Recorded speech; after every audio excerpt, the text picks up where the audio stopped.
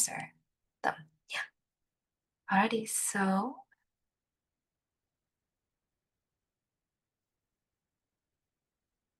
just a little bit of an introduction about Rockwood and also East County Community Health. So we are the health department, um, also known as East County Community Health, which is an initiative of the Community Health Development Corporation of Oregon, or also known as Rockwood CDC. We are based in Rockwood, and we serve the East County, the East Multnomah County. So that includes Grisham, Troutdale,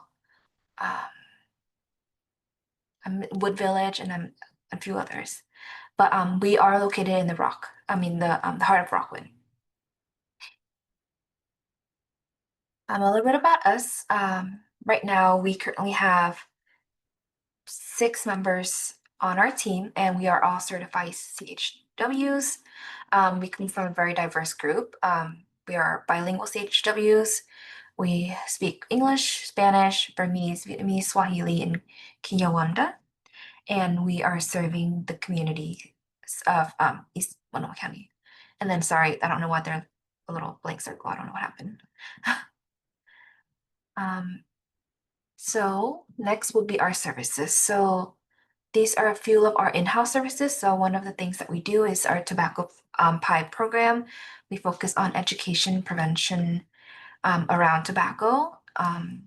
We have culturally specific sessions that are just for parents and for immigrants, and we do them in the languages that I mentioned above. So it's centered around what tobacco is, what vapes are, and what newer products are, especially catering to youth as well. We also have a youth program that we launched back in December last year, where we have all the youth from the ages of 13 to 18 join us, and they're able to learn a bit more about what tobaccos are, what vapes are, and the dangers and health effects, and also just safety around them if they do use the product itself. And during that 3 months that they stay with us, they get volunteer hours. So this will help elevate if they want to use those volunteer hours and towards like higher education. And then we also provide like volunteering opportunities for them to get more volunteer hours as well. And if they reach a certain amount of volunteer hours, they also have the chance to request for a letter of recommendation. So I know that most colleges would like reference, so we can be one of the reference for the community, filling one of the 3 references there. And then we are also in schools as well. We take our program into elementary and also middle schools to do presentations. And then our next service would be our state certified CHW training series, which just launched, I think, 2 weeks ago. So we're fairly new, but basically we provide state certified CEUs and also certificate for anyone who wants to become a CHW. Unfortunately, right now we have already started our semester, so we're not taking any more application. But I believe there will be future opportunities if anyone who would like to get to be state certified as well. And moving on, we also help with OHP, so enrollment, renewal, booking appointments, changing primary care providers, and that we also provide that in culturally specific languages as well. And then lastly, we do community engagement and outreach events. So right now we say we do quarterly health fairs, but sometimes we do that every single month. It just depends. But yeah.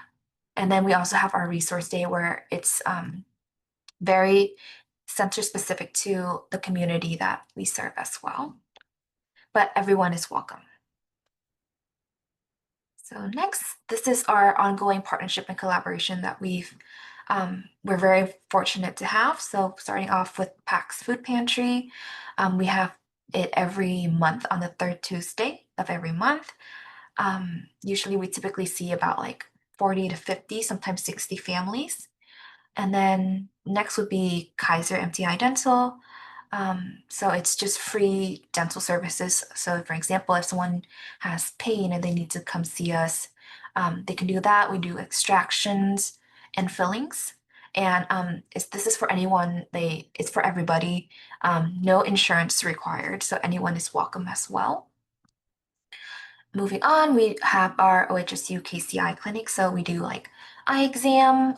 They get reading glasses, and also if needed prescription, they will get prescriptions prescribed to them. And also if they also make referrals as well. So if anyone who needs like emergency or just like a specific care, they also do referral and everything else. Next is our Bikes Work bike distribution program. We partner up with Bikes Work by Pair, and this is, I believe, we do it every 3 months, where we just work very closely with Bikes Work and URSA, and we give out and distribute free bikes to the community. And then lastly is our Trillium mammogram clinic, where we self-explanatory mammogram screening and everything else. And then anyone has any questions so far before I moved on?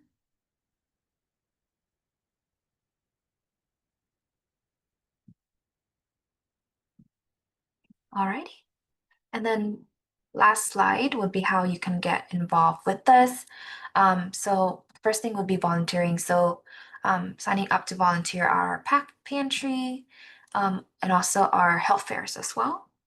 Next is that we're always looking for sponsors or donation.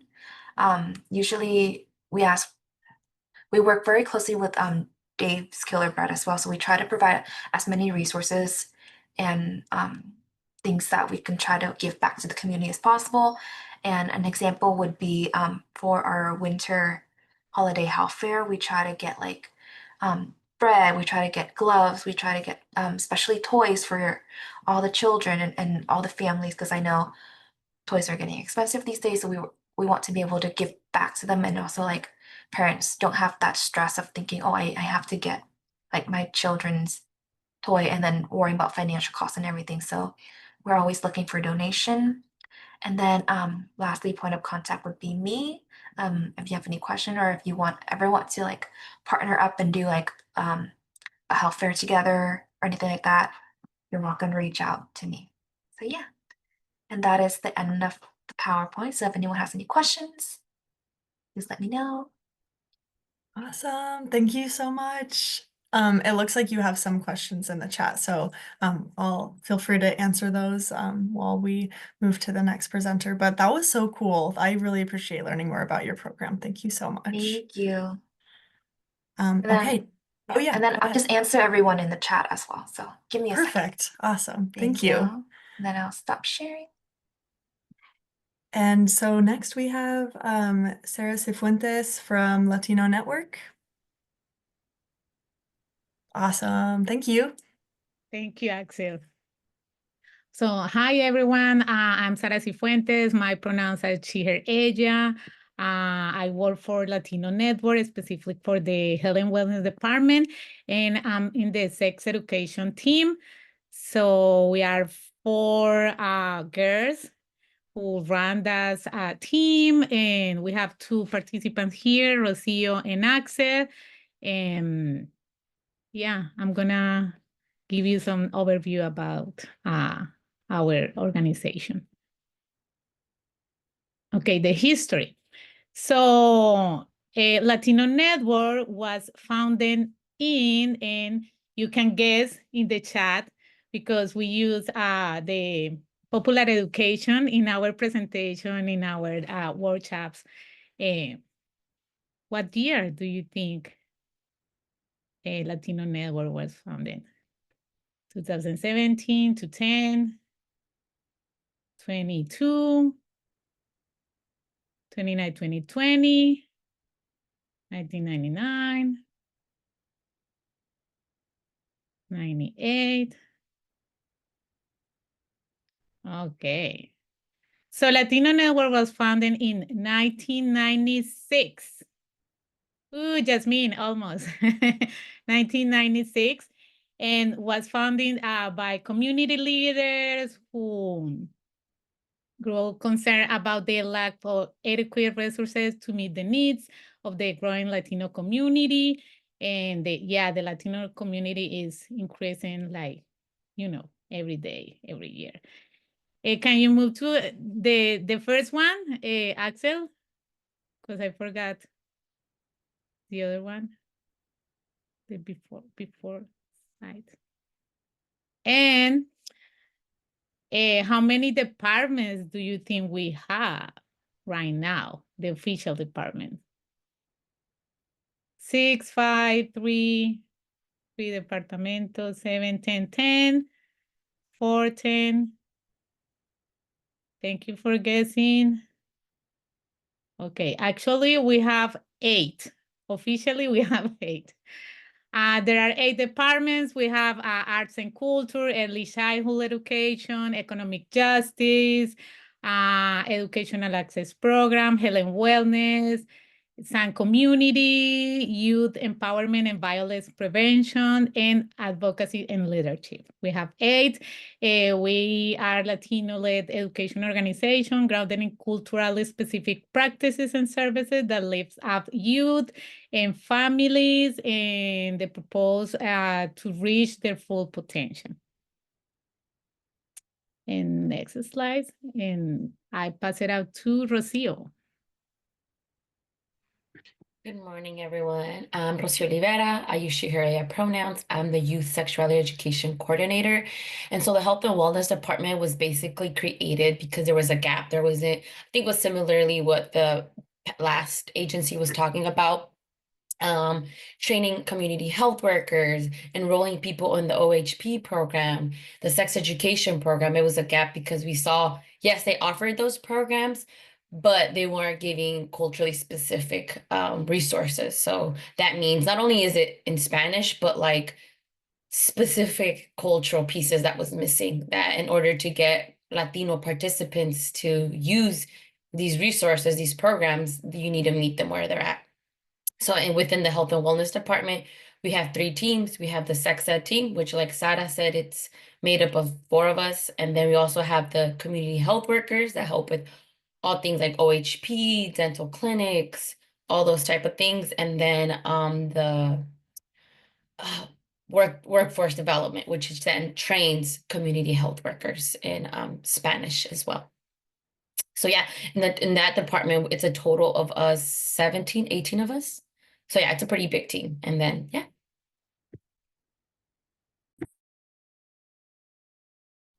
And the sex education, we have like 3 programs. One is OYE, which is Opciones Educación. That's for the parents. We have 8 lessons curriculum for parents. We use the popular education. That's the approach that we always use for our workshops. We train the family engagement specialists, who are the people who work directly with the families. They have the Colegio de Padres like twice per month, when they can like discuss about everything that is going on with the Latino community. And so then my choice is specifically for middle schoolers. So what we do is we train the trainers. We train the youth engagement specialist that will then deliver the sex ed. With my choice is for middle schoolers. It's originally 12 lessons, but because of time and everyone's capacity, this year we only trained them to up to 7 lessons. I mean, even then that was a lot for them, like the kids, because it's an after school program. So for them, it's like, how could we make this engaging and fun after school? And so within those 12 lessons, we taught all things from like body literacy to healthy relationships to STI prevention, identities, respect, consent.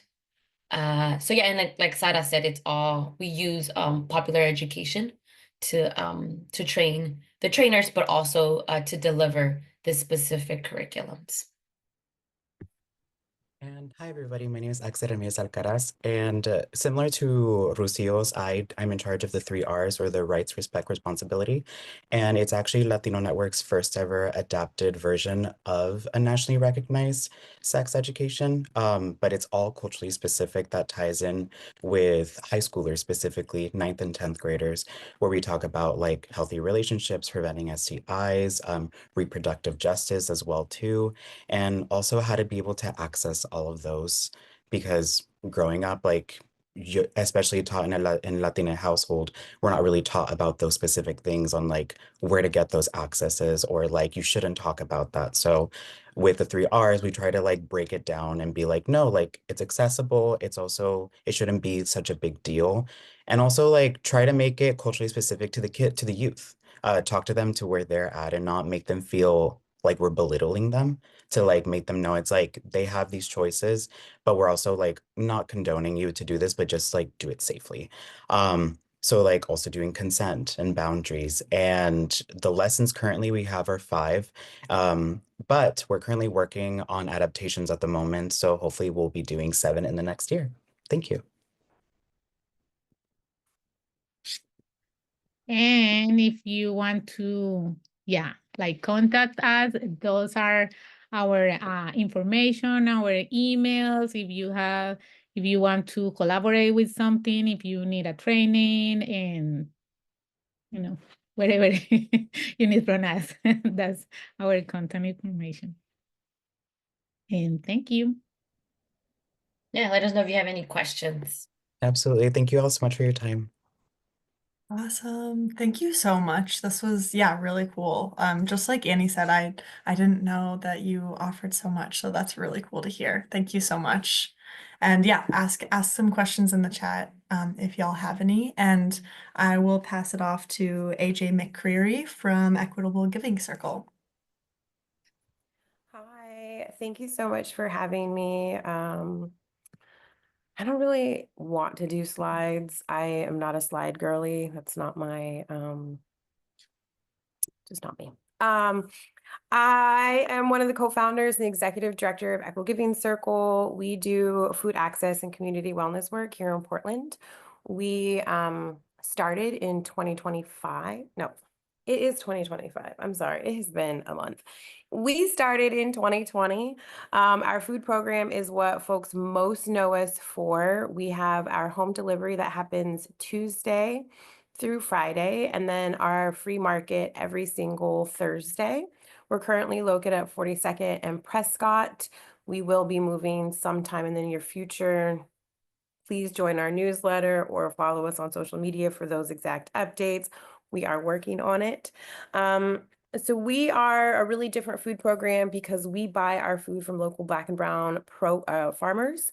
We do not glean our food. We're really intentional about not recreating or uplifting harmful systems or practices here in the food systems programs.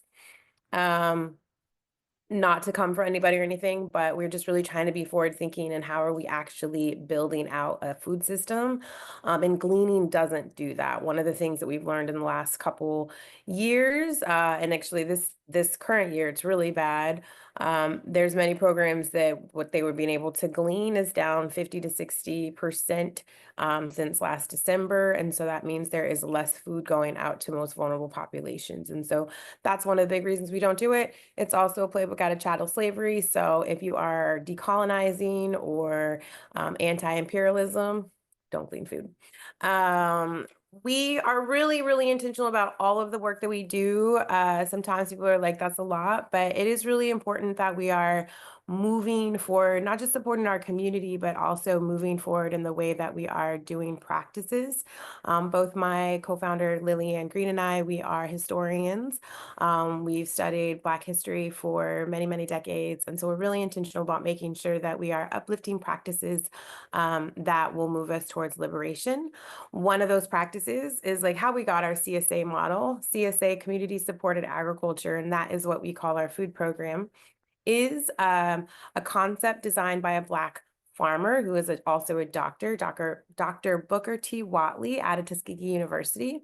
And so all of our work is really rooted in Black history and Black norms and Black practices and uplifting the Black community. Our food program, we currently feed about 400 families a week. 225 are delivered to, and the other 180 we see our weekly Thursday market.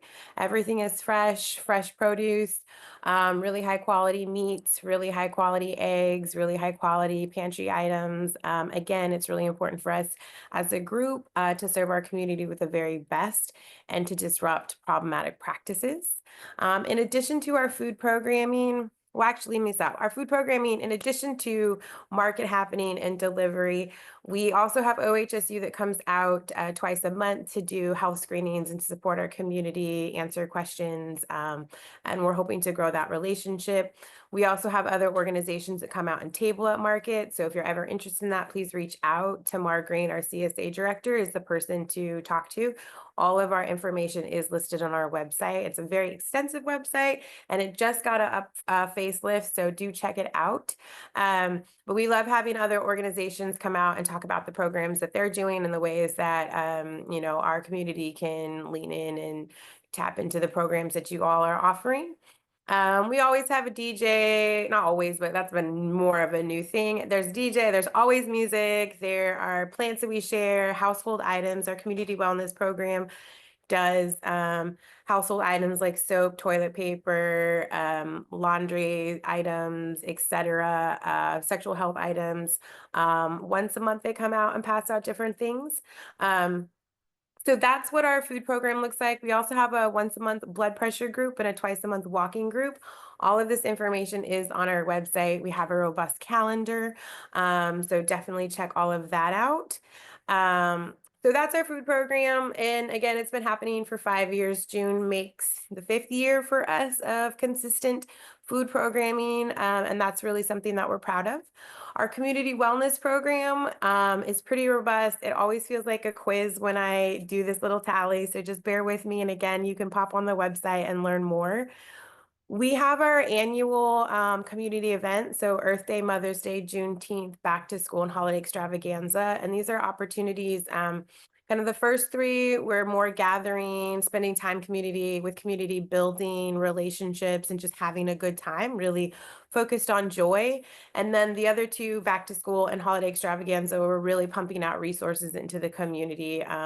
We serve about 500 kids at each of those events. And they're getting beautiful practical resources, backpack, shoes, clothing, jackets, hair care products, books, school supplies. And then at holiday extravaganza, it's books, clothing, household items, toys, art supplies. That was something that came up, and we're really proud that we were able to, yes, we hear you, little one, to make sure we have those there. In addition to those events that happen, we have our Healthy Family, Healthy Birth program that is brand new. We're serving 31 families right now in that program. One with weekly food boxes. They're also getting access to support with diapers, formula, other practical items, both for baby and the birthing parent. Myself and my co-founder, as we were developing this program, we got doula certified. So we're really thinking about this from a holistic standpoint. And one of the things that we noticed and we saw when we were doing sort of research and outreach and just talking to community about this is a lot of times when we're talking to families, we're offering them education or telling them they should tap into different resources, but not giving those resources. So our program is really about the resources and building community. So when the baby is born, we give the family a blooming box, which is based off of the like Norwegian baby boxes. And it's just a practical big gift of lots of items that we need for postpartum as well as for the new baby. Again, there's the weekly food boxes. We're also supporting these families as a cohort with outings. So we've been to the zoo, we've been to OMSI. Lillian has a bunch of other stuff that is on the docket. And then we're serving these families with every other month our Ujima Baby Boutique. And so that baby boutique is where these families can come and get additional baby supplies and items as their baby is growing for free. Because again, this program really is about resources. We are super excited and always wanting to partner with folks. So if you have sort of programming that intersects in that, definitely contact us, particularly Leanne Green, not me. Again, her website, her information is on our website, and she'll be happy to talk to you and figure out ways that we can work together. So in addition to that, we have our plant jam. Lots of people know about our plants. We collect and pass plants out. We have collected over 35,000 plants. I stopped counting sometime in 2024. It just seemed silly. And we started to grow another program in that space, our Black Elder Care Project, or Black Elder Garden Project, where we're working with 3 Black elders who have gardens ranging from 23 years old to 70 years old. And these are opportunities for us, one, to support elders. It's also a way to preserve sacred spaces. Being a Black elder to cultivate a garden for over 20 years is really amazing. And then to have one that is 70 years old, 2 generations of Black women cultivated this space is really sacred. So we're doing that all summer. That started last year. We're really excited that we were able to add that 3rd garden this year. So that's the way people can get involved with us. And this is also a way to learn from our elders. And again, like I said, this is a living history project. And so this is a way to preserve these sacred spaces. In addition to those programs, we have our annual Black History Month care packages that we give out to Black elders. And then there's just like all the little things that we'll get involved in as we go along. We have our podcast. That was the other one. Our podcast, our sharing culture. You can find that on our website, and it's an opportunity to learn from folks at EGC, as well as other community organizers and leaders. And we just really talk about sharing in all the ways that it intersects. There's some really great episodes with folks like Dr. Carmen Thompson, Joy Elise Davis from Imagine Black. We've got some really beautiful ones with kids. So it's definitely a great space to learn about our work, but also just really explore your own relationship with sharing. And quite a bit of decolonization in there sprinkled around there, as that's one of my expertise in the way that I focus on my work and what I do. So yeah, that's all what we do. We as an organization, we are really radical. We are really interested in liberation and supporting the community and moving these conversations forward. So again, that's why I say about like food systems, we're not trying to glean, we're trying to build an afford way that supports everybody. And through all of our community work, we really are trying to support individuals and help them move forward and build a stronger community. All of our work really intersects with building a stronger community. We will be around. We're building out. One of the big things that we're working on right now is buying a building. That has been a really interesting adventure. I hope that in the next couple weeks, we'll have some really exciting updates for folks. You will find those on our Instagram or in our newsletter. Those are the 2 main ways that we communicate out with the public. And like I said, if you have programming that you're interested or that we could maybe partner, and I'll definitely be listening for the rest of this session, where we'd love to chit chat. If you need services, show up. Our home delivery currently is closed, but our market is open. Our market does just serve Black and Brown folks, so please don't send people that do not identify as Black and Brown to our market. Unfortunately, they will not be welcomed. We'll try to help them figure out where else they can go, but we really do hold our affinity space as strong, and it is what it is. Yeah, so that is us at EGC. We definitely are excited to keep on moving forward in this space of food access and community care, and really excited to learn more about the work that y'all are doing. We are stronger together, and I appreciate all of this collective work that is happening. Thanks for having me here. Awesome. Thank you so much for sharing. Your programming is so holistic and thoughtful, and it was really cool to learn about. And I put your website in the chat, so y'all make sure you check it out. And looks like you have maybe just a few questions. So thank you so much. And our next presenter is Brandon Brown from Restorative Roots Project. You here, Brandon? I see you. Yes, I am here. Awesome. Thanks for being here. Yes.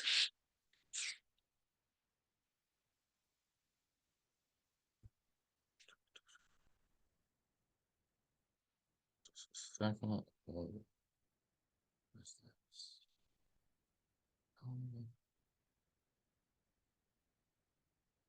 I'm just trying to get this, share my slide here for a second.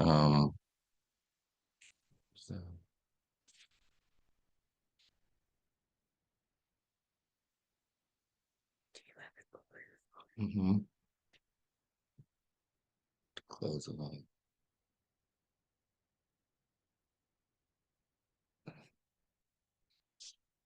Be able to get it then. Let me know if you want me to share the slides too. I could do that if it's.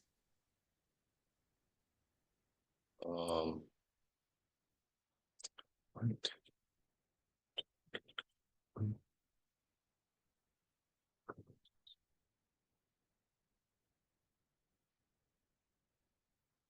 Yeah, it's fun.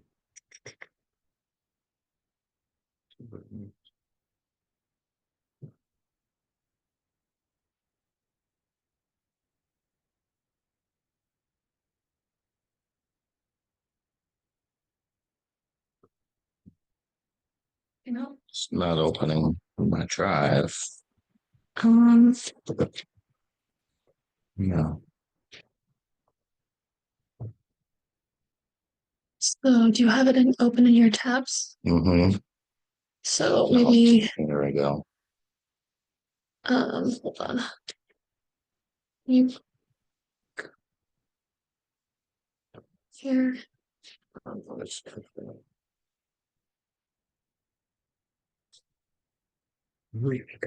and then share. And Okay, can everybody see that? Yes. Okay, awesome. Beautiful. Sorry for all that. You're good. Okay. So I have a co-presenter here with me today.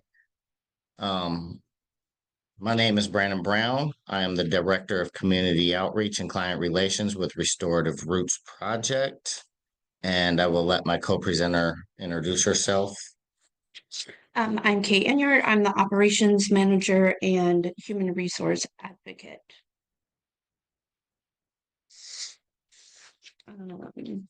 We are a pretty small organization. We only have 7 employees and 4 board members. And our system and community partners at the moment, we work with Equal Justice, Portland Mental Health and Wellness, Constructing Hope, Rebel Academy, MPD, and Multnomah County District Attorney's Office. Restorative Roots Project is a holistic nonprofit organization that focuses on the restoration and transformation of individuals and communities. Up here, I have a slide. This is basically what letting folks know this is what restorative justice is. So at its core, restorative justice is about relationships, how you create them, maintain them, and mend them. It is based on the philosophy that we are all interconnected, that we live in relationship with one another, and that our actions impact each other. It is a philosophy in which we are analyzing the ways we show up, occupy spaces, interact, react to conflict, and actively oppose systems of oppression. It is an internal and cultural shift from punitive measures that intercede focuses on healing harms when they occur. This shift is rooted in the value of building and maintaining relationships. Restorative justice without equity is neither restorative nor just. Restorative justice is not new. It is an indigenous practice that has been done on many continents around the world. So the form of restorative justice that we learned from our system partner, EJUSA, is based off the Maori people in New Zealand. And so we've taken their original indigenous practices and transformed and more modernized them to fit us and our needs and our systems nowadays. Our values here at Restorative Roots Project are centering most centering most impacted folks, proactive over reactive, do not further harm, sharing power, personal, systemic, and relationships.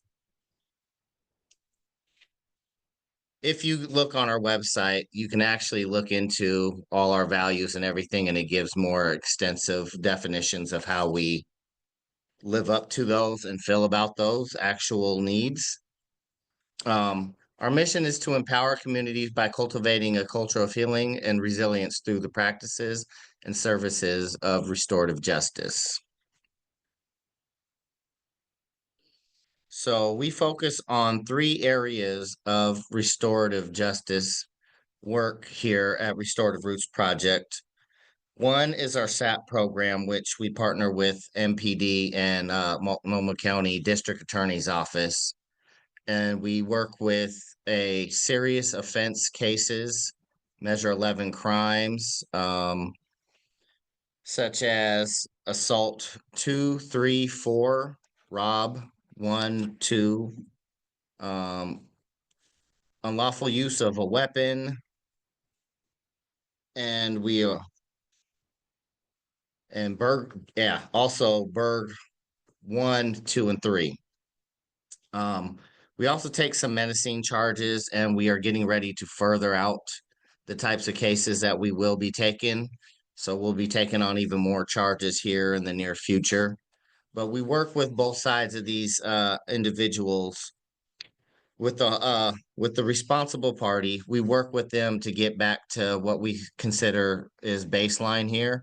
So that's getting their needs met with food, water, shelter, clothing, rent, whatever it is that they may need, so that they can focus on doing the work with us, which is taking accountability. And then we work with the harm party side of a case, and most of them we get therapy, which we partnered with Portland Mental Health to help provide that therapeutic services with them. We also help those folks get and meet any baseline needs that they have. And then we like to get both sides together in what we call a restorative community conference, where they can tell each side of their stories and ask questions. We also bring in community members to help represent the community that was also impacted wherever the crime took place at. And then those folks all come up with a plan for the responsible side to finish and make right in everybody else's eyes. And that could take upwards to 6 months for them to complete that plan. Then once that plan is done, we send the case back to the DA's office, where they dismiss all the charges and expunge it off of their record. We are currently in the process of doing that same thing with our community referral program. And it's the same set of process, enrollment, preparation, accountability, and repair, except for it's not through the DA's office and the Metropolitan Public Defender's office. You just log in on our website and you fill out a form, giving us as much detail as possible. Some of the only differences are that since it's not backed by the DA's office, we're not guaranteed to get that person's charged wiped off of their record. But a lot of the judges in Multnomah County do recognize us and our program, and a lot of them are very acceptable of it as long as the charge isn't too serious of a crime. So we're working on getting more judges to recognize who we are. That way we can, be able to help more folks get this charge taken off of their record and everything. And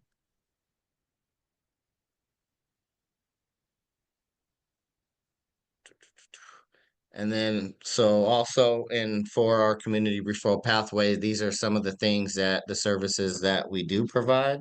Do you want to share those, Clay? Sure. We do community circles, organization circles, conflict resolution, equity-informed mediation, program evaluations, educational speaking, RJ trainings, and we are currently working on an art reinvestment in the BIPOC community, which is coming soon.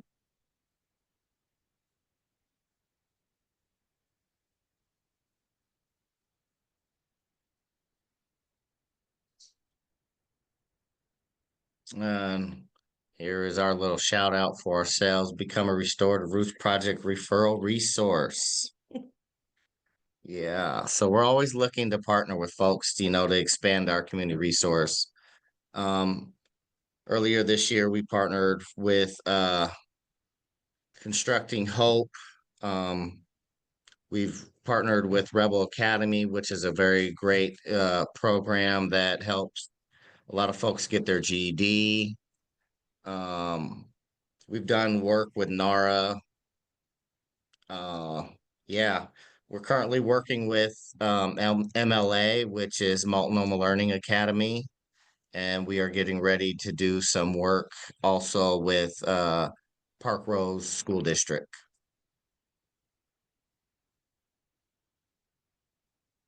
Also, you guys will have access to these slides, so you can see some client testimonials that we have from past participants. And here is a picture of our executive team. Willing to answer any questions that anybody has, and we will be here all the way to the end. Amazing. Looks like you had quite a few questions and comments, and mostly people are really impressed with your work, as am I. So thank you so much for sharing. And we'll move on pretty quickly here to Ambrosia Johnson from Anchor Within Counseling. I know you're here. Awesome. And you're on it. I love it.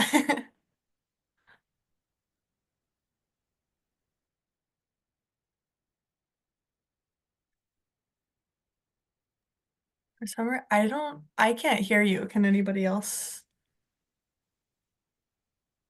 No.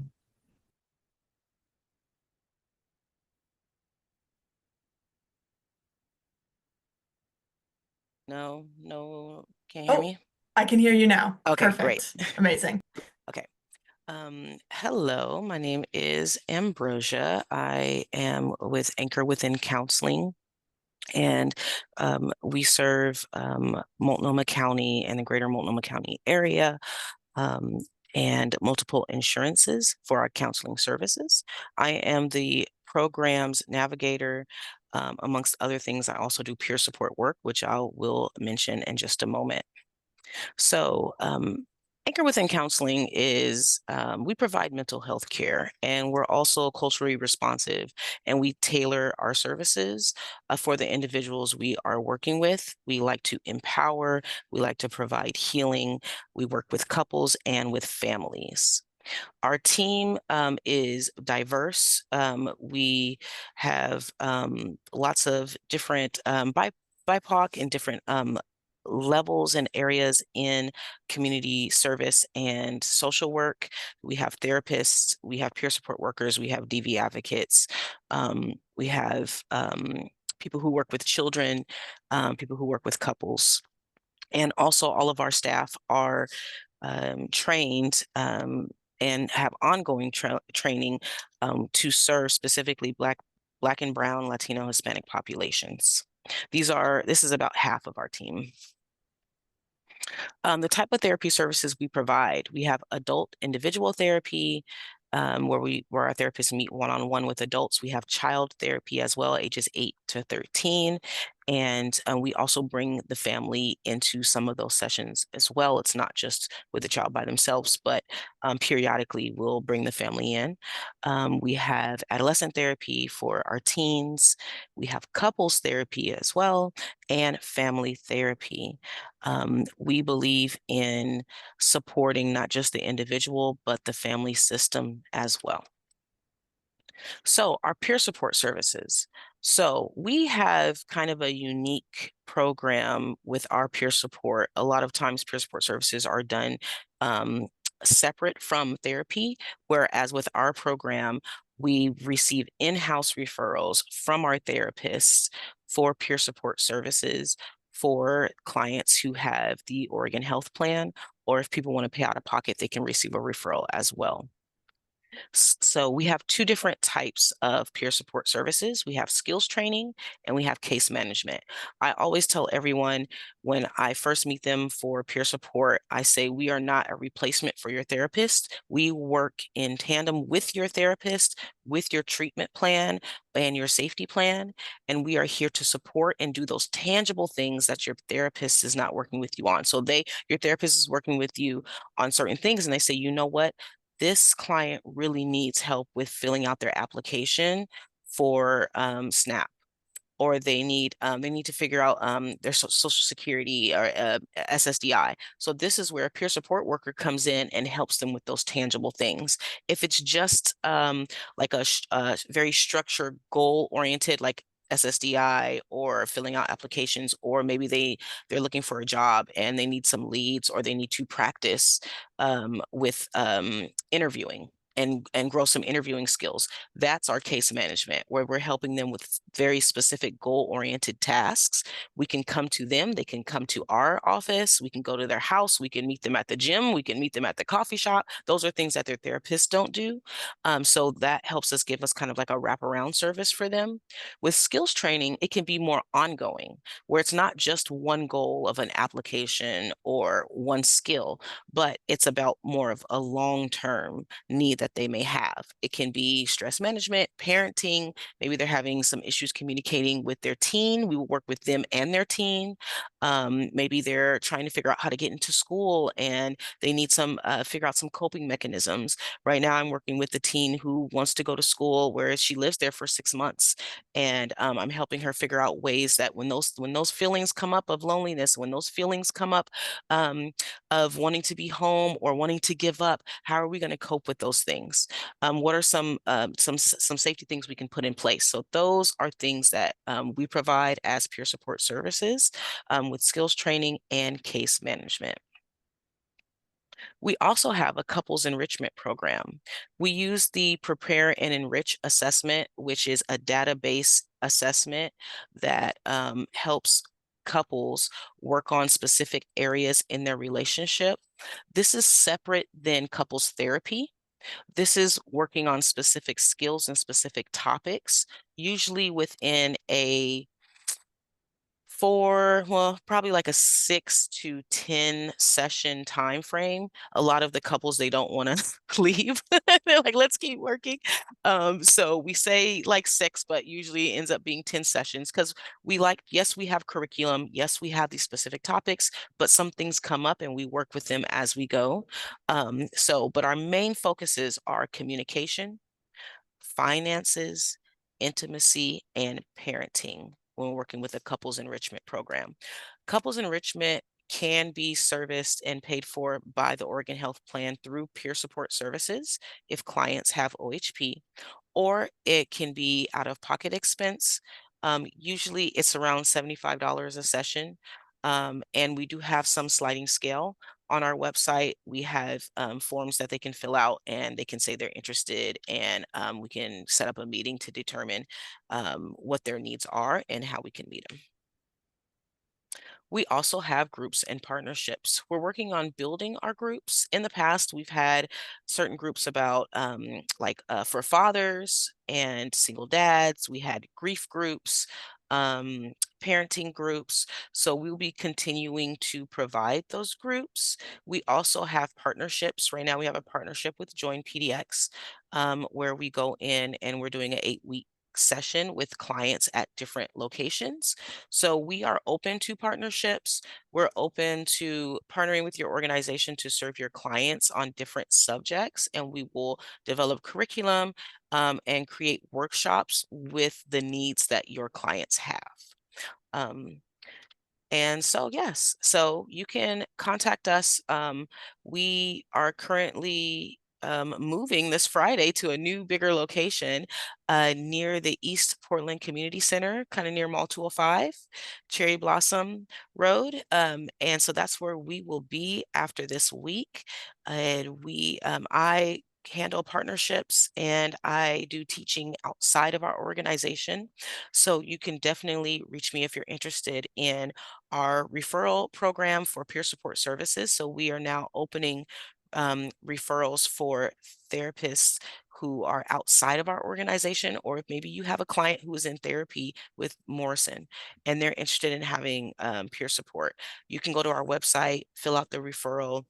You need to gather information from their therapist or ask their therapist to fill out the referral because they have to be engaged in therapy to receive peer support services. That is a requirement, but we are now open to outside referrals for that service. Again, if you're interested in partnerships or just want to know more information, you can contact me directly. There is my email, and you can visit our website and have clients visit our website for more information. So I said a lot of things very quickly, so please feel free to send me any questions that you may have. That was awesome. You did such a great job of sharing everything that you do, which is a lot. So thank you so much. I've just been so blown away thus far by these organizations. So thank you all so much. And we'll move on to Cameron Witten from Brown Hope.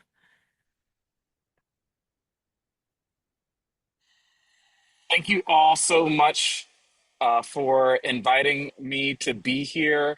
I hope that y'all are having a beautiful day. The sun is out, and I know we all have plans for this weekend. And so it's my pleasure to be here and present on behalf of Brown Hope.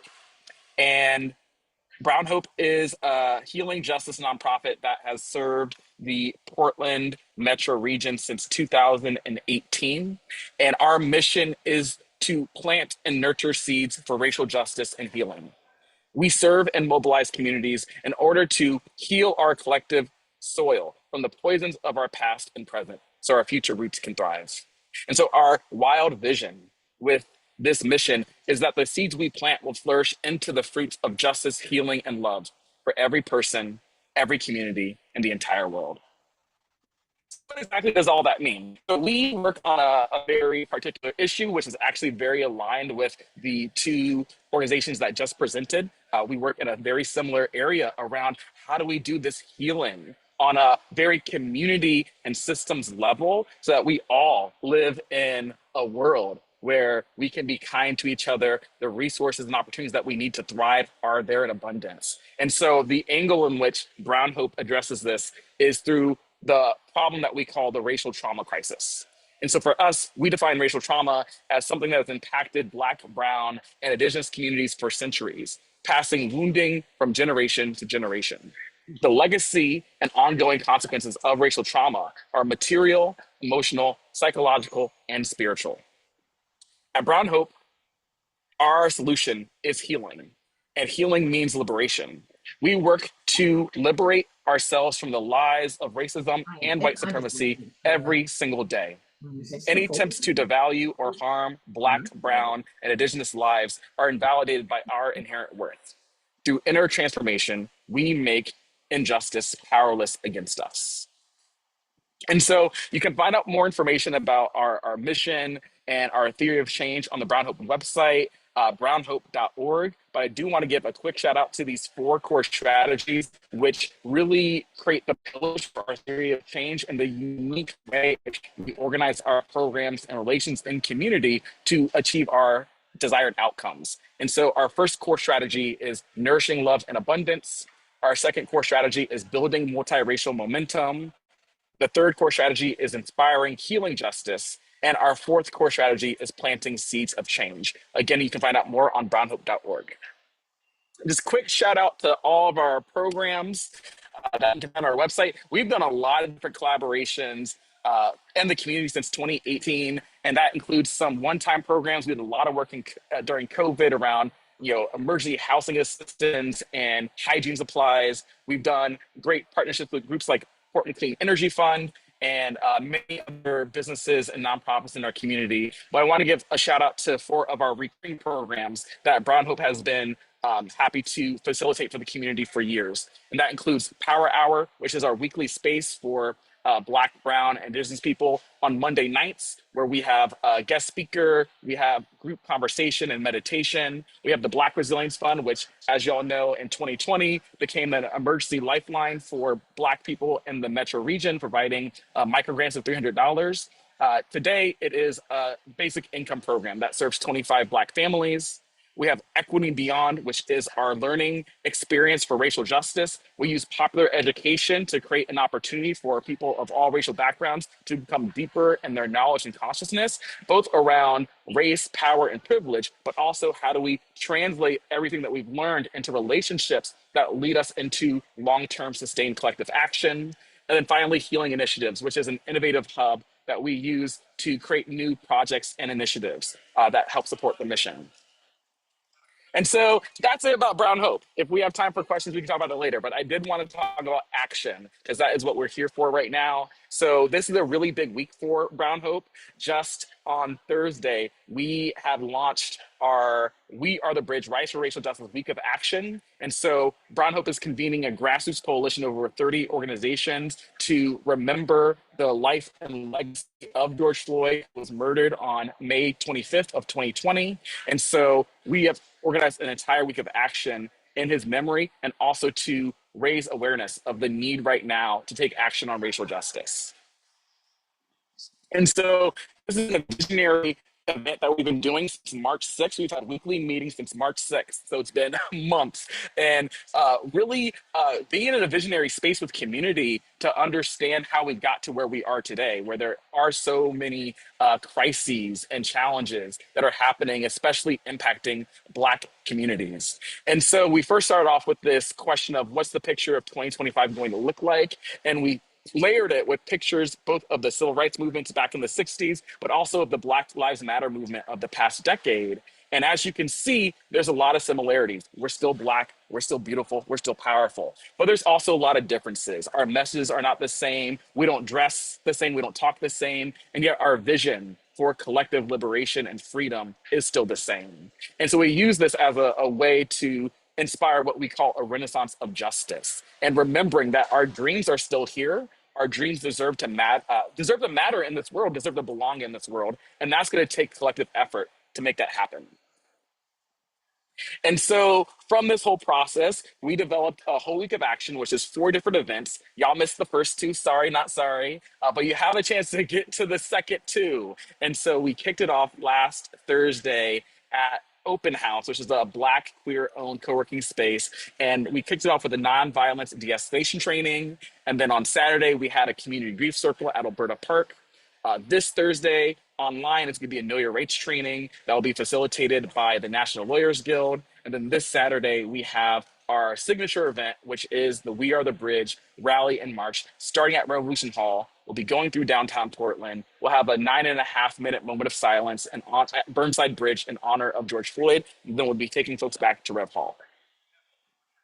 So we had a really great time at our kickoff event. We had 50 people show up, and we had this training facilitated by the Portland Peace Team, which you can see here in this picture, a very diverse group. And the Portland Peace Team has been serving this community with pro bono de-escalation services and trainings since the 90s.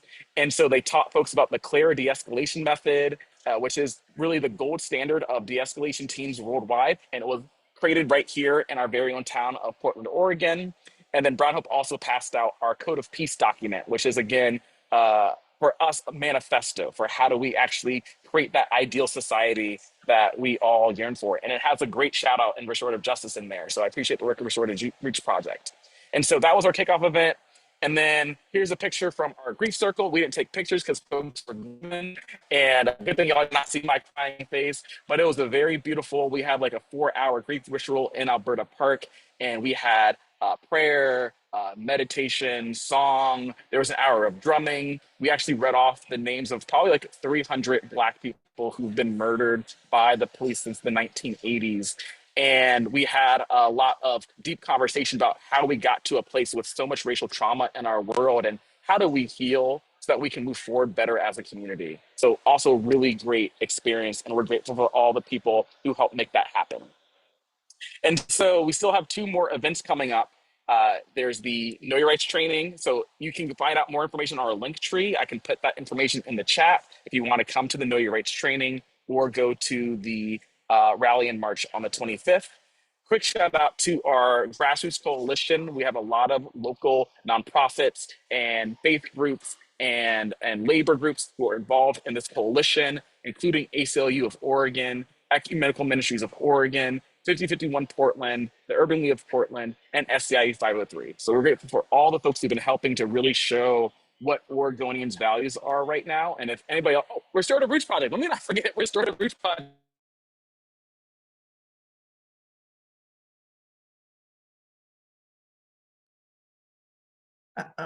Did we lose them?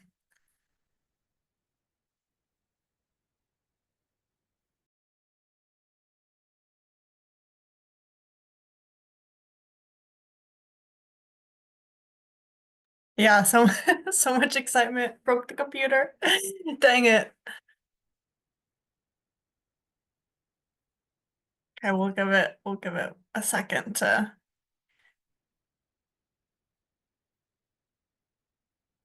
Yeah, at least I paused them on like a great shot. I feel like usually it's like somebody's like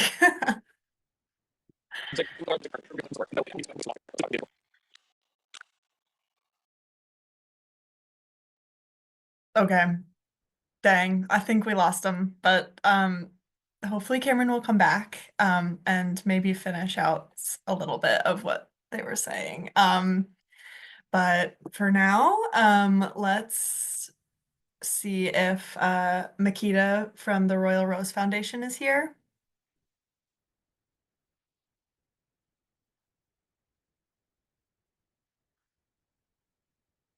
Anybody else from the Royal Rose Foundation?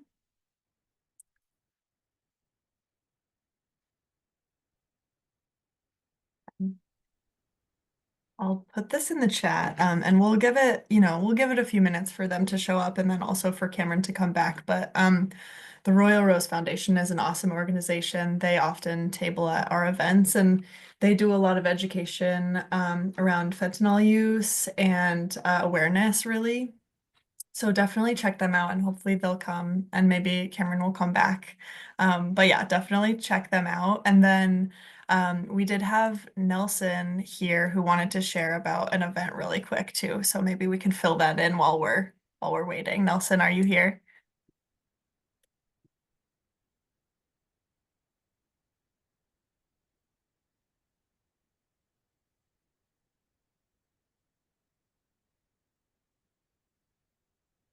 I see him in the participants, but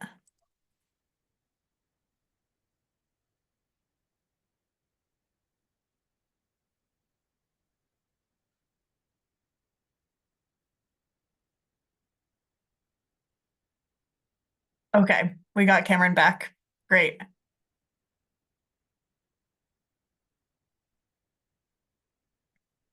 Cameron, feel free to, you can finish what you were saying if you have stable enough connection. Sorry, I was trying to get on my phone, and even the phone wasn't working. Technology, get it together, and so thank you all for your patience.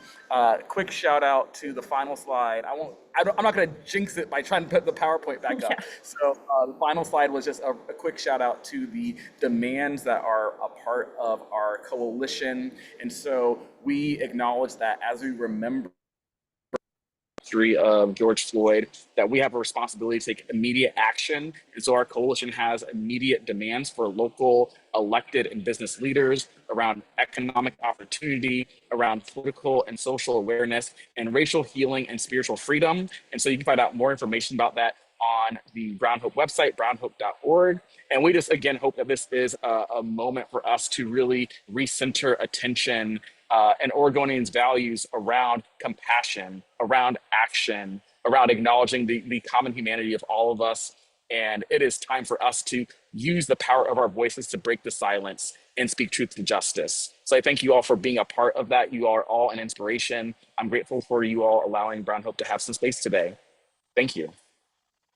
Awesome. Thank you so much, Cameron. That was incredible. And it looks like Annie posted it too, just a link to your website and the events. And yeah, definitely attend these events. Y'all sounds really, really powerful. Thanks for sharing the link tree too. That's great. Okay, Nelson, are you ready now? Can you hear me? Can you hear me, Marin? Yes. Marin, hi. Sorry. I'm just trying to do multiple things and my video somehow is not coming in. Well, I just want to share very quickly with everyone that there's going to be an event on June 4th that will be focusing on early education, early learning. Career fair is the name for the event. And I wish my video was working, but it's not. I'm sorry for that. So this is going to take place at the PCC Opportunity Center on 42nd and Killingsworth. And we will have employers, educational partners, promotional partners, all kinds of partners. Then they will be sharing a lot of information about Preschool for All, the Preschool for All program. Anyone that wants to open a new preschool will be able to obtain information over there.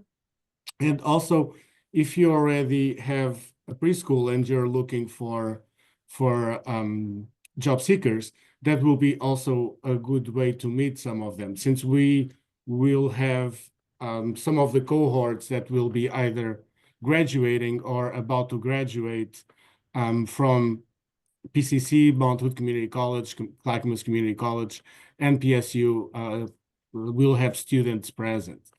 I will try to share from my computer the flyers where you can find the QR codes to join us. And if you have questions, I'll put also my email on the chat box.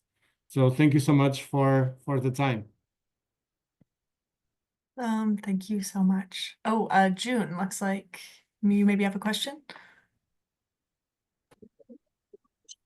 Hi, I just wanted to, can you hear me? Yeah. Hi, everyone. I just wanted to remind you all about our Rosewood Family Health Fair that's coming up June 4th also. And if anyone wanted to table at our health fair, you can reach out to me and we can set that up if you guys want. It's on June 4th at our new clinic on Powell. I can send out our flyer, but I think I sent it to Annie, but I wasn't sure. So it's at 2 o'clock, 2 to 6, and yeah, it'll be fun. It'd be great to see everybody there to table and just you know, offer our resources to our community. We're on Powell and 88th. So yeah, I just wanted to let you guys know, remind you if I haven't reached out to you yet. Thank you. Awesome. Thank you so much for sharing. So yeah, at this time, it can be used for any more shout outs for events, or if anybody has any lingering questions for any of the presenters that are still here. This is kind of an open space at this point. And want to say again, thank you so much to our presenters. I really am so blown away by the amazing work you're doing. So thank you so much for being here, and really excited to see where partnerships may go from here. I also have a quick survey for anybody who is here still to just fill out and just share a little bit about your experience here today. It helps us better these learning sessions in the future. And Teresa, go ahead. Good morning, Teresa Rainey, She, Her, Oregon Employment Department. Thank you to the incredible presenters. Wanted to share again that we are hoping to host a Juneteenth resource fair and a presentation from the Urban League of Portland on June 18th from 11 to 2, and would love to hear from anyone here who would like to have a free resource table. And our partners at DCBS are also going to be buying some, I believe, some pound cake from a local vendor. So we're really excited about that. So always, as a former outreach person, I always like to mention when there's free food. So I will put the flyer and my contact information, and we would love to hear from you all. Thank you so much. Awesome. Cool. Looks like there's some stuff going on in the chat too. So make sure y'all are paying attention to that. Great. Anything else from anybody? Questions, events, announcements?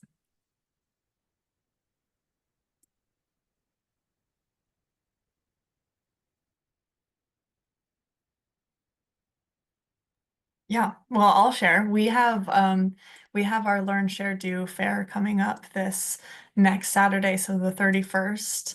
And I'll put a link for it in the chat. And this is at Floyd Light Middle School, so just east of the 205. And this is focused on climate resilience, but we also have some other amazing resources there. We'll have a bike rodeo so kids can learn to ride a bike. And if they already know how to ride a bike, they can enjoy an obstacle course. And it's really just a great time to meet other nonprofits too. If you want to swing by, we have about 50 table hosts that will be there. So please feel free to check it out, help us spread the word. And yeah, we'll have some more events coming up soon.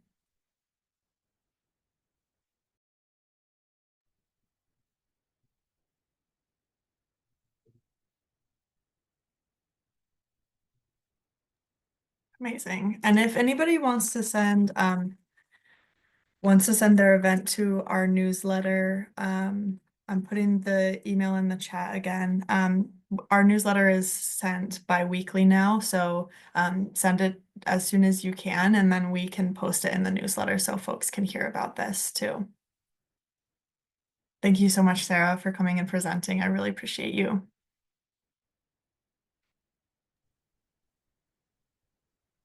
Great. Well, I think that we'll leave this open for just a few more minutes. If anybody has anything else to say, probably go till 10:55.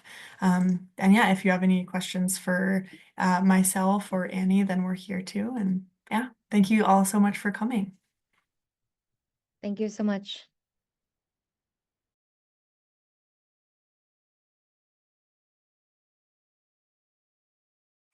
Yeah, thank you all. Have a great rest of your day.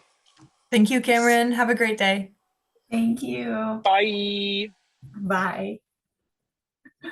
Such a great group of presenters. Oh my. Totally. So much info to digest.